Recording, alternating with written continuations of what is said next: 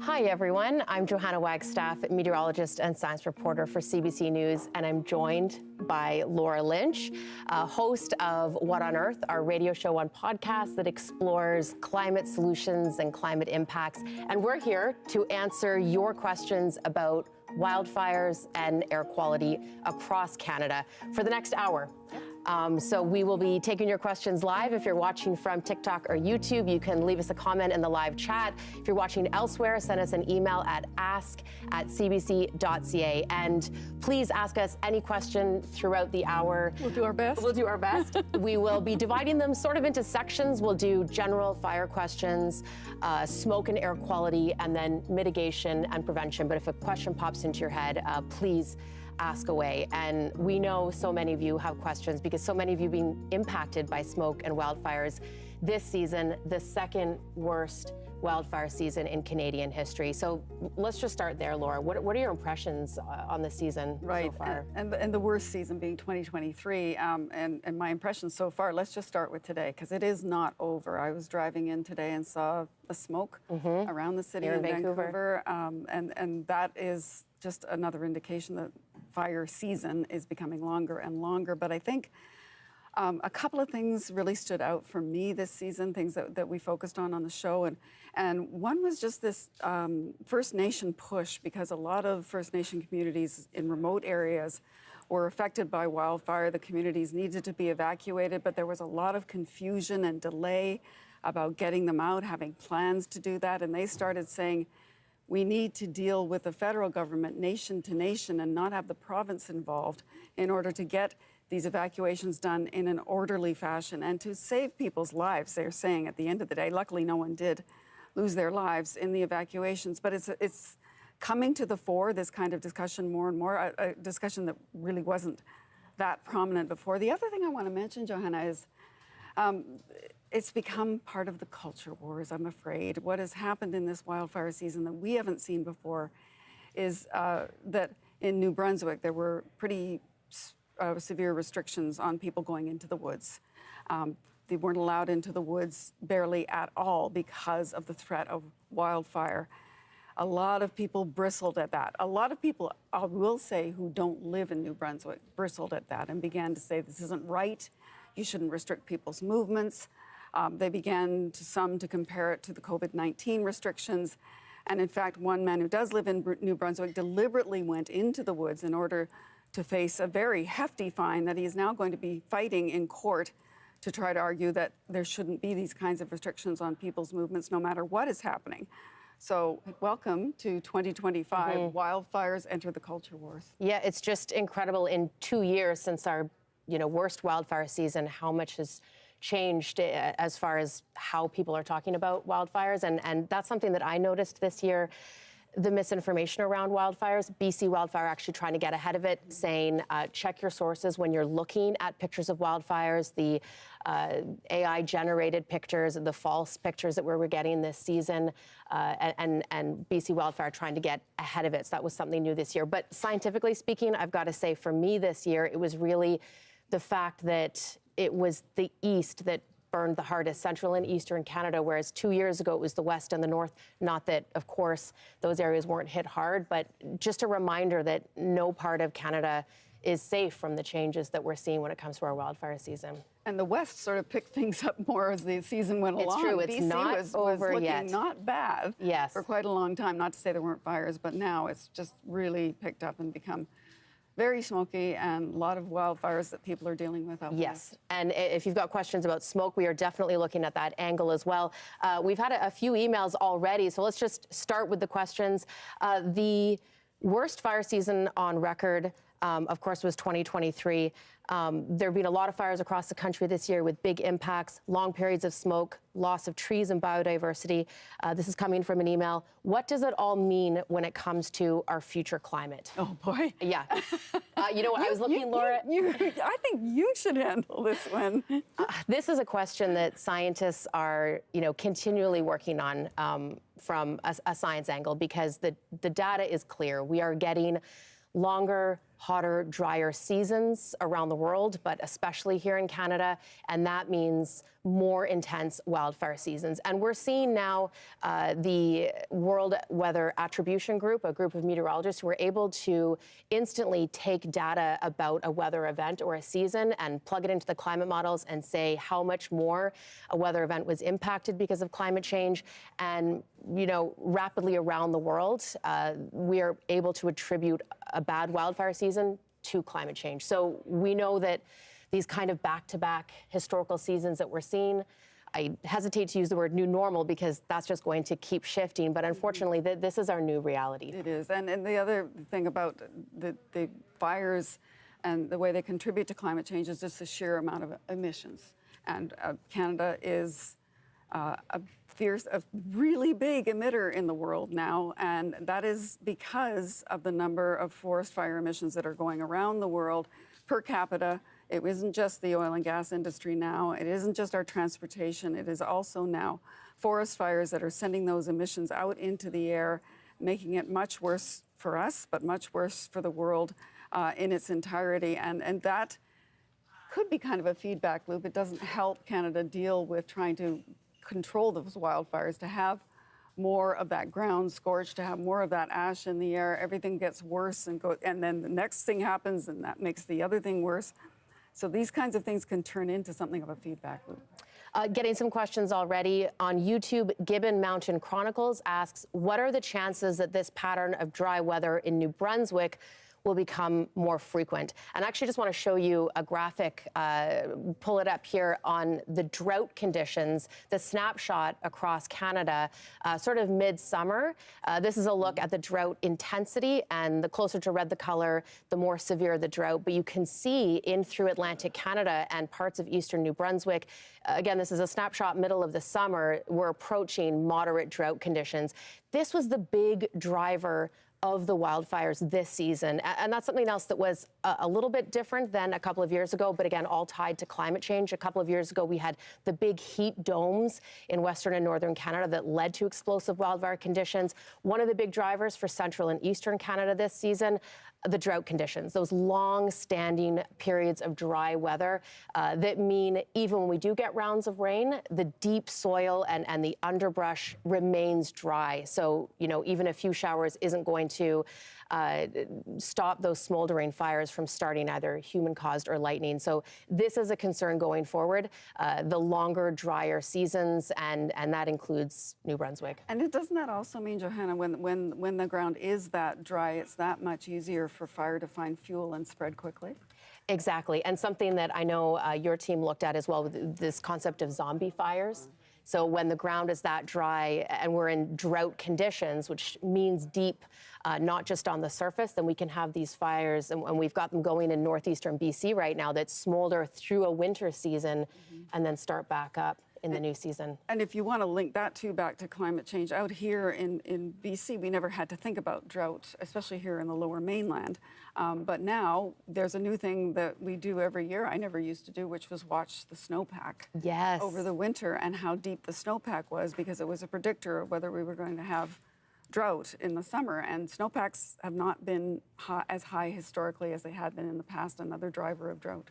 Yeah, and it used to be, it's a really interesting point. You could look at the snowpack and have a full picture of the season ahead, and it's still a big indicator, but climate change has also meant greater variability in our seasons. So we can have a great snowpack, and then spring is incredibly dry, and we really needed those rains, and then that changes the forecast. So our long-range forecasts aren't as good season to season. Great questions coming in. Let's go to TikTok. Orange88 Crush on TikTok is asking, are there programs you know about to volunteer on helping with these firefighters? I'm not sure where you're asking from, but generally across the country, volunteer fire service. And I know you've spoken to a lot of firefighters across the country. We have, and we've done a lot of coverage about firefighters, but those are firefighters who are in general hired to do the job and trained to do the job. If this person is talking about volunteer firefighting. That does exist, and it's normally done within communities as a way of trying to help people protect their properties within their communities. It's not something where you can say, I want to join a wildfire crew, let me get out there, I want to volunteer.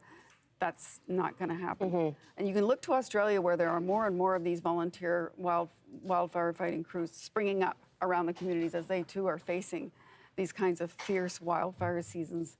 And you probably will see more and more of that. We did a story about one community in the north where they had housed all of the firefighting equipment they needed on a farm so that it was accessible to people who needed to come and get it on a volunteer basis in the name of protecting people's homes and properties and trying to keep the wildfire out. We're going to have much more to say on fighting and mitigation of the fires. Just getting back to the fires themselves, we've got a question from JLZ on TikTok asking, how much old growth have we lost to forest fires? Is anyone tracking that? Now, I don't have those exact numbers on old growth.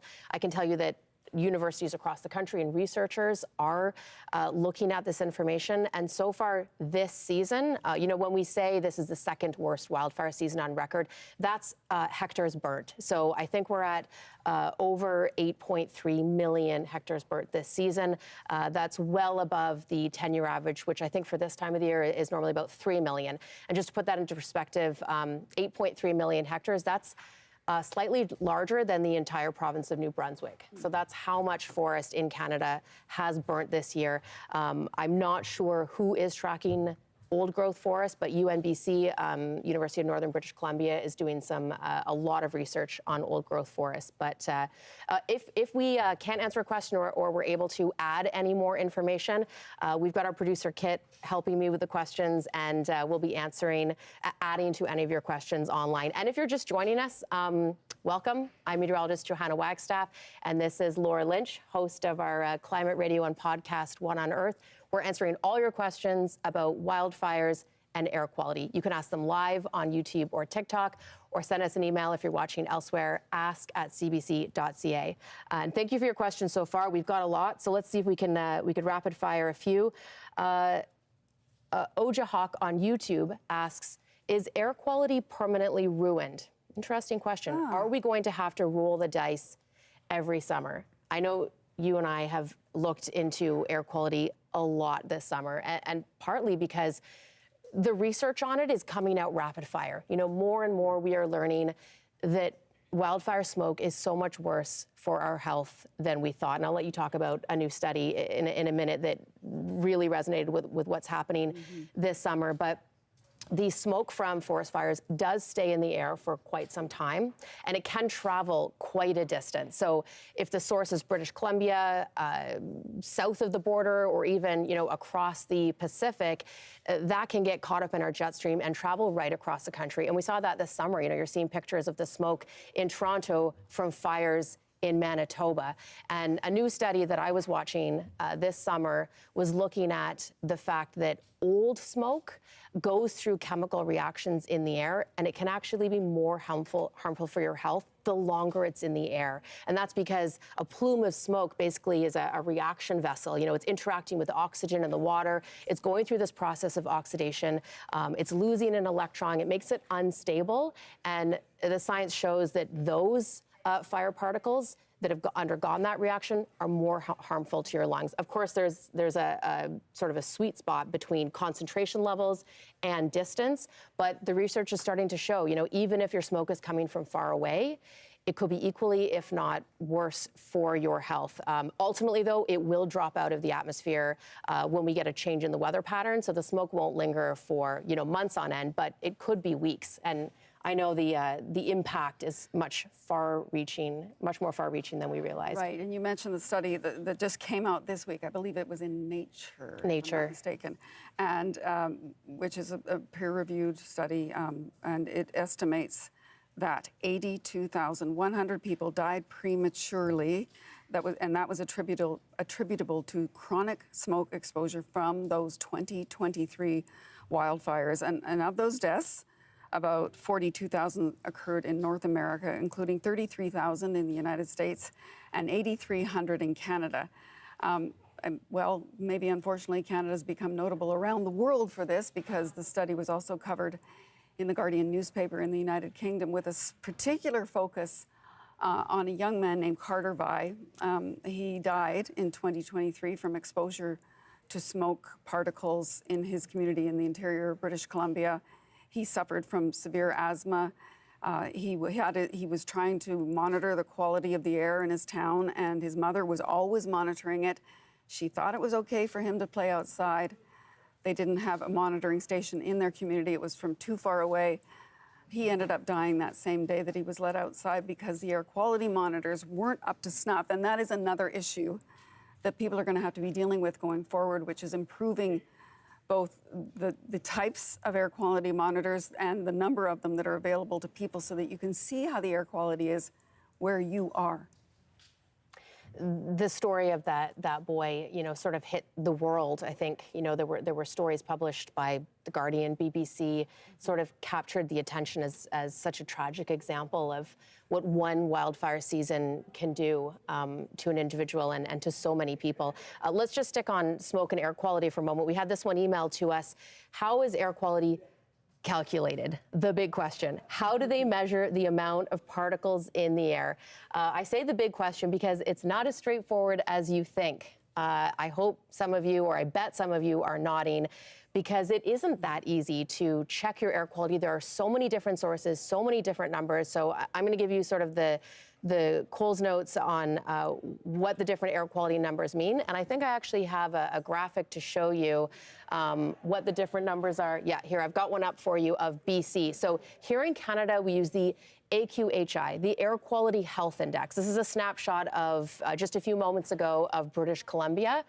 And this is a holistic view at our air quality. So we have stations across the country that are calibrated by experts. A lot of these are on-the-ground monitoring stations that literally just take the air in and see what the distribution of chemicals is, how many parts per million, the small particulate matter of smoke, plus the other dangerous chemicals, plus low-level ozone. So they take a variety of chemicals and then turn it into an index. And this is to give the public an idea of Quesnel, Prince George, getting into the moderate to high today. I'm just going to show you a screenshot I took of another one, which is the AQA, just the IQA, just the straight fine particulate matter numbers, and look how much higher these numbers are. You can see, around Metro Vancouver, we're in 77, 133. This data is just straight fine particulate matter. So it doesn't take into account all of these other chemicals that will really change that number and change how the smoke will impact you. So I know oftentimes we see those headlines, Toronto has the worst smoke or worst air quality in the world. And that may be true when you're just looking at that straight fine particulate matter, but it doesn't look into the other chemicals, the other factors. So just take that with a grain of salt. If you're checking your straight IQA data, also check the either from the government or Environment Canada, Environment and Climate Change Canada number. That's the one you should check when it comes to whether you should go out or side. But this is a big topic. I mean, this is requiring people to become literate about things that they never thought about before. I mean, I'm included in that too. Same. You have to be careful as you get older. If you do have asthma, if you are vulnerable to these kinds of things, you have to understand what is out in the air. If you're going out for the day, you have to understand at what point you might need to get a filter, an air filter for your home. There's issues of kids at school and how they're going to filter the air in schools, which I know a lot of parents are worried about, because kids now are sometimes having to be picked up from school early. Yeah, so I've had that email. There's no surprise to me that this is a big, big question for people. Yes, and I think you're right. We are going to all have to become more literate when it comes to air quality and smoke. This is our future. I remember a quote talking to a scientist years ago. There is no smoke option, which means that's our future, and we have to figure out how we're getting it, when we're getting it, and how to protect ourselves from it. And I just pick up on one thing. Yes. Because their question did come into our show that was meant for our chat, so I don't want to ignore this person. They were asking about whether smoke, they lived close to a wildfire area in a rural area, put solar panels on their roof. Right. We're trying to do the right thing, had an air filter. But then the smoke was, they were wondering, is it affecting the solar panels and their ability to operate. So I did look it up. I think they're only beginning to consider these kinds of things, but of course, smoke is going to block sunlight to a certain extent, so it probably would hamper the ability of the solar panels to do their job. It may make the panels dirty, so you need to learn how to clean them to make them continue functioning. But once the sun does come back, the panels should be working again. Whether this means they're going to have to retool those panels in the future, this is what we talk about when we talk about adapting to the world as it is evolving with climate change. We have got a lot of great questions coming in. Let's do one more smoke one, and then we'll pivot back to some mitigation questions. This is from email. We know smoke is bad for human health, but what about plants? Does it hamper crop growth? Really interesting question. The research that I've seen on this is divided. Generally, it's not great, but what smoke in the air does is diffuse the sunlight coming in. So in some cases, plants aren't getting that direct sunlight, but it also means the sun can penetrate deeper into a crop canopy. So there possibly may be some positives there. But overall, when we are dealing with smoke from fires for a long period of time, that's likely caused by a hot and dry season anyway, which is not great on crops. And the one thing that wildfires and crops have in common when it comes to the impacts of climate change, this idea of increased volatility. You know, things are just going to swing from extremes more and more, and that impacts both. I don't know if you've seen anything else. View of the garden? Oh, yes. The smoke will affect the plants to a degree in the garden as well. And if you do have ash or some filters coming down on your plants, don't water them and sink that ash or particulate into the plants themselves. Water them at the ground level. And I'm no great gardener. I was going to say, you're the green thumb between us. But the other thing that you sort of mentioned there is this weird benefit from it, which is ash can actually provide nutrients into the soil. But at what cost is what you're asking about. So. Yep, at what cost? These are great questions. David emailed to ask, prescribed burning is often talked about as a prevention method, with many pointing out Indigenous groups used it for millennia to prevent catastrophic wildfires. But the climate has changed, and now it's drier and hotter. What regions of Canada are still good candidates for prescribed burning, which aren't? This is a hugely debated and highly researched topic when it comes to prescribed burning. So I'm glad you brought it up, especially because Indigenous communities have been, maintaining, especially in our forests, that natural barrier through prescribed burning. So when an area is burnt to make way for farmland, that creates a natural barrier. So these big fires have a natural stop point. That has built up over time, and now we don't have natural stop points for these fires to run away. And I know British Columbia has done a lot of work with prescribed burning. A lot of scientists think that this is what we need to work harder on. They're paying attention to the Indigenous practices. Exactly. Yes. And saying that a lot of these programs should be Indigenous-led. The only sort of counter to that is that it's probably not the silver bullet, but it's one that we probably should be putting more resources into. And the questioner was also talking about whether climate change is going to affect that. And, yes. and I think that that's probably true because it is affecting everything. And I go back to a prescribed burn that was carried out last year in Alberta as a way of teaching about prescribed burns, and it got out of control. It was brought back under control, but it just shows you the unpredictability, once again, the volatility of the environment when they're trying to deal with these kinds of things. It also reminds me, though, that there's been a lot of criticism of traditional forest fire fighting practices, that there wasn't enough of a natural burn left that would allow fuel to be consumed, that there was too much fuel left on the forest floor that would make wildfire worse in the years to come. There's a lot of research happening on this. And then there's also the idea of prescribed burning alongside forest thinning and forest management, which is cutting down trees to, again, make the fire that does naturally burn. I mean, the wildfires are a natural part of our ecology, not make them run away. But I'm glad you asked that one, and I think we have a few more questions in that wheelhouse. A viewer asked us by email, what are scientists doing to learn about how to prevent wildfires?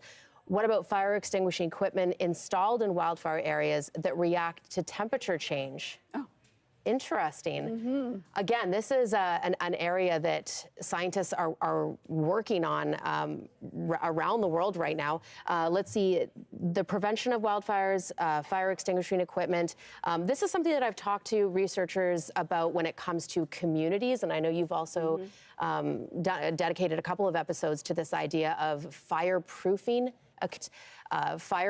or fire smarting entire communities through the fireproofing or fire smarting of individual homes, but also working together as a community, has proven to reduce overall burn in fires. And we saw a couple of papers come out after recent fires, including Jasper. But the community really all has to buy in. And one of the big takeaways was sprinkler systems. Right. And that being not only our individual properties, managing the brush, managing how fireproof their home is, but it's installing those sprinklers within a community to manage potential wildfires. Does that question seem to be pointing to some sort of a remote technology that would allow fire extinguishers to just automatically be deployed at a certain point? Yes. The second part of the question, react to wildfire equipment that react to temperature change, which is really interesting. Temperature change may not necessarily lead to a forest fire. It's an interesting, there is, no surprise, companies that are getting into this idea of technological remote ways to battle fires, including using drones to try to manage and look at what's going on in the forests. I don't know that we should necessarily think of technology as the fix for everything, but it's no surprise that people are trying to find ways that would be more efficient, less harmful to people, and less threatening to try to get those fires under control before they really do get out of hand. One other thing I want to mention is that you were talking about fireproofing, and Johanna guest hosted the show this summer, and she had her home fire smarted. I did. And this is something people should know about because it's actually really helpful. Yeah, Laura and I live sort of in an interface area. We have forests around us here in Vancouver, and I had not fireproofed or fire smarted my home, but there is a program, the Fire Smart program, where if you do live in an area where you are worried about fires or you're close to forests, then you can get firefighters to come and assess your home. So I got mine done. I did not get a 10 out of 10. A lot of the takeaways for me was you don't have to spend a lot of money. You can put it into your 5, 10, 20-year plan when it comes to when you need to replace your roof, make it a fireproof roof. Maybe you don't need to bring in all the kids' toys right away, but make that part of your fire evacuation plan and make sure you have a fire evacuation plan. Before you leave, move the toys in, turn the sprinkler on, move the propane barbecue, just have a checklist. And it sort of made it less daunting. I thought fireproofing the home was going to basically be like just concrete everything, and it was much more manageable. So check out Fire Smart. It is a national program. Great questions. If you're just joining us, I'm meteorologist Johanna Wagstaffe, and this is Laura Lynch, host of What on Earth. We're taking all of your questions wildfires and smoke, and you can ask them live or send us an email, ask@cbc.ca. We still have another 30 minutes or so getting great questions. Let's get into back into smoke. And I know so many Canadians were impacted by smoke and still are. Dwight on YouTube, my understanding is that wildfire smoke is an additional cause for wearing N95 masks. Yeah. And it is. Yeah, that's a simple question, actually. Yes. Yeah, if you are checking the smoke particulate levels in your area, and you're going outside and it's advising you not to or not to be too active, get that mask on before you go out to protect yourself. In this case, unlike COVID, this is not just about protecting yourself and others. This is about protecting yourself from that fine particulate matter getting into your lungs where it can do real damage. Rahul, cloud seeds. The straight answer is yes. Climate change impacts wildfires. Wildfires also contribute to climate change. And, regional impacts, I immediately think of our local glaciers. A lot of work was done after the 2023 wildfire seasons. All of that soot and ash creating darker colors on top of our glaciers and our mountains. The source of, cooling our water systems is that that water trickles through when it melts. That darker color changes the reflectivity rate, the albedo of that ice. So it absorbs more sunlight, it melts faster, and we create a positive feedback loop. So that is something that we have already seen here in British Columbia. Scientists have already confirmed that. But going back to that feedback loop, we know that wildfires burning releases carbon. All of that carbon locked up in the forest is now re-released, creates carbon sinks. Right. Those forests that are gone won't necessarily regenerate. They may become different land. And then, the ash and the chemicals in the air are certainly affecting our regional climate, our regional weather. Yeah, losing those carbon sinks, too, affects global warming, which in turn makes the wildfire seasons big positive worse. Feedback loop. Yeah, that's a good one to bring up. Okay, these are great. Let's see if we can get a few more in. Moonman, we'll get to Moonman on TikTok asking, why are forests across Canada? This is an interesting one. We've had a couple of questions on this. Moonman on TikTok and Lizzie Emerson asking about glyphosate, I think I'm saying it right, using glyphosate on the forest. I don't know a lot about this. I know there are different methods when firefighters are working on active fires. Is a question about the harmfulness of it as a chemical? Why it's being used. Why it's being used. Yes, yeah.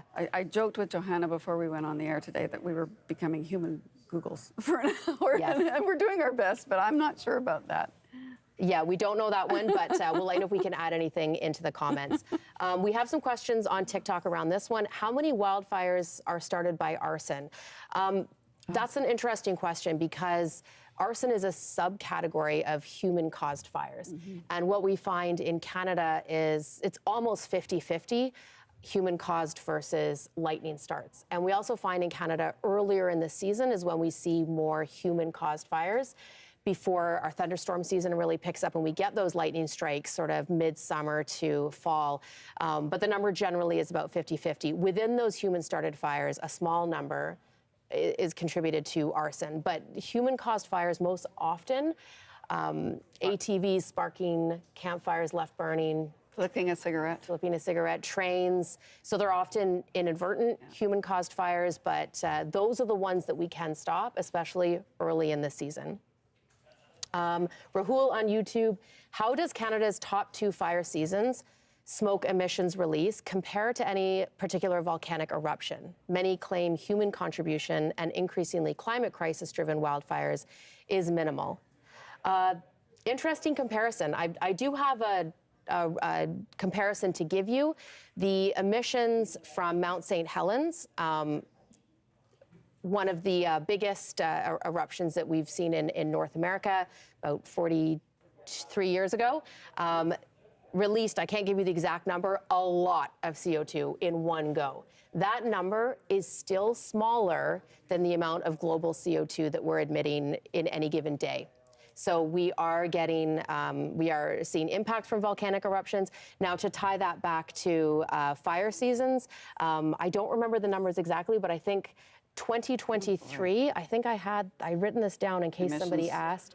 The emissions from 2023 was comparable was more than double a small country's annual industrial emissions. Is that Canada or globally? Globally. So Canada's 2023 wildfire season emitted more than double the country's annual industrial emissions. So yes, we are seeing big impacts from fires, especially with as climate change makes them burn stronger and hotter and longer. But that does, and that far outweighs what we see from a volcanic eruption. Just want to, I think we've got a few more minutes for questions if you're just joining us. We are taking your questions live on Wildfire and TikTok. Let's see what we've got here. What can cities do, this is an email, to help filter smoke from the air? Okay. We've been thinking about this one. Yeah, we have. You may recall out here in Vancouver, at least in 2023, it's the first time I can recall that the city opened clean air centers for people to go to protect them from the smoke. And that was something I think people had never thought about before. One of them was right across the street here in the library. And those are things that you have to think about if you do not have a place of shelter where you can be sure that the air is being filtered. You may have a workplace that has air quality filters installed. You may have a home where you have a filter installed. And so cities are starting to think more and more about what they can do to make sure that citizens are protected. Out of 2023, again, in Vancouver, the idea was maybe they could teach people how to build their own air filters, and you can. And it's not expensive, and I cannot tell you your own air quality filter if you can't afford to buy one. They're not cheap. But cities are also trying to think about, as new buildings are built, and requiring that air filtration system to be included in a new building. So there's not even a question of it. It's just there, and you know it's there. And then beyond that, cities are just trying to educate people about the potential for damage from smoke in the air and to be able to get out of it when they need to. Schools, again, they're not being given air filters, but they're being told that they should think about whether they need these put in place. So there are things happening. It just shows you, though, how quickly we're being made to adapt to changing situations. I looked at the federal government's adaptation strategy, and there is not a lot of mention of smoke. Now, that may be because there's not a national strategy, not a lot of national strategy can do, as opposed to at the level of cities who need to grapple with it on the ground, so to speak. But I would encourage you to get in touch with your own city government, ask them what they're doing about it, and if it's not enough, maybe get going and advocating for more for your own community. It's interesting you talk about how quickly we've had to adapt, and even in our own newsroom a couple of days ago, we had the giant air filter, the giant vac brought in because we had the wildfire smoke in our own newsroom. But even the way that we're reporting on wildfires has changed. You and I were talking just before this live. We've both been covering wildfires for a long time, and you remember getting sent out to wildfires as an anomaly, and now it's part of our every spring. Our news leaders send out the who's available for summer fire forecast because it's just summer fire forecast. Summer fire deployment because it's just a part of our summers now, and all of our reporters who do get sent out and video producers have to go through specialized fire training that we often do with BC Wildfire here in British Columbia. Anyway, we actually work with them to get that fire training because that's just a part of our spring, summer, and fall fire forecast. Fire reporting now, yeah. I mean, it reminds me, I've been a foreign correspondent before, and we would be trained on how to work in war zones, and that is specialized training, and this is happening now here. So it touches so many aspects of our lives. A couple more questions. Christian Ramos on TikTok is asking, how fast does the forest recuperate after a wildfire? Really depends on the type of forest and location and how much of that forest and how deep that forest was burned, but it can definitely take a few seasons before we start seeing that regrowth. You mentioned earlier, oftentimes, because wildfires are a natural part of our process, oftentimes the soil is extra fertile in these areas. So we do get regrowth fairly quickly, but when we're talking about very old forests, that takes quite some time, and we don't always see the land returned back to forest. Sometimes it turns into grassland or a different kind of usage. So at least a few years and obviously decades, if not centuries, to get it back to these old growth. To where it was. You will see some growth within a year of some kinds of plants coming through the ground, and people will speak of the resilience of forests, but it's nothing like what the forest was before the fire burned it to the ground. We've got a couple more minutes for questions. Christian asks us, how do cities recuperate after a wildfire? And we've had some devastating wildfires in Canadian cities these past few years. Yeah, I mean, the most recently Jasper, I would think, when you're talking about cities, which I believe that it was actually spared in parts of the city. The buildings did survive because of some of the forest management that was done. That's right, the thinning and the fire smarting. Right, yeah. And now the program is to rebuild there, because they want to bring it back to what it was, having learned the lessons of it. Lytton, which is not necessarily a city, which is, I think, becomes synonymous with what fire can do and how destructive it can be, along with heat, which was in 2020. 2021, the big heat dome. and the entire town was razed to the ground, and they still have not rebuilt all of Lytton. It takes a long time, especially if you've got a town that's just wiped off the map, to bring it back to what it used to be. And then in terms of bigger cities, well, Los Angeles is certainly facing that. And Maui, which both experienced big wildfires in urban areas, that takes a long time to rebuild. There's also the question of whether you want to put houses back there. And then the big question for homeowners is, can you get your house insured? And that's becoming more and more of a problem that we've covered on the show. The cost of insurance, the availability of insurance, whether it be fire or flood, as the climate changes. And for a lot of those people, there's no way they can buy private insurance, so they have to go to public government-sponsored insurance programs. Canada is considering putting one of those into place federally. They've been working on it for a while now. I don't know that it's available yet, but it is sort of the last resort for a lot of people who can't get home insurance any other way, and that's another result of fire and our changing climate. We've got one more question. Time for one more from Christian, who asks, that was Christian. This one's from email. How do fire experts stop prescribed burns from getting out of control? You mentioned this is, the teams that I've talked to who go out and do the prescribed burns. It's a highly scientific endeavor. The forecast is a huge part. Checking the winds, how dry the forest is. We know that prescribed burning in areas has stopped fires from expanding into interface areas. But yes, making sure that they don't get out of control is a big part of that. And I should say that when I was talking about it, Alberta was certainly an anomaly. No, yes. They aren't doing, and again, it was winds, things that they're trying to control that they can't, that played into that. But they know enough about these things to know where it should be, when the conditions are right for it, and how it's going to affect it. So they know what they're doing. And a lot of them have been doing this for a long time. They really have. And like I said, with proven results, especially when we're working with Indigenous communities. Laura, as we wrap up, I mean, we're not quite wrapping up the 2025 fire season, but it is getting to the tail end of it. Any thoughts as we look ahead to next year and beyond? Well, I mean, things are not going to change. There might be years when it's not as bad. There might be years when it's worse than it is now. As long as the climate continues to warm, we're going to see all of these knock-on effects. And the demand is going to be on all of us to learn to adapt to these kinds of things and work together, I think, as communities to try to make sure that we can live through this instead of suffering with it. That's really well said, yeah. And we just continue to learn from wildfires all around the world. We also had historic fire seasons this summer in France and Portugal, parts of China. And out of those, we get more studies about how to better manage this future. And the scientists are all sharing that information, and we'll keep sharing it with you.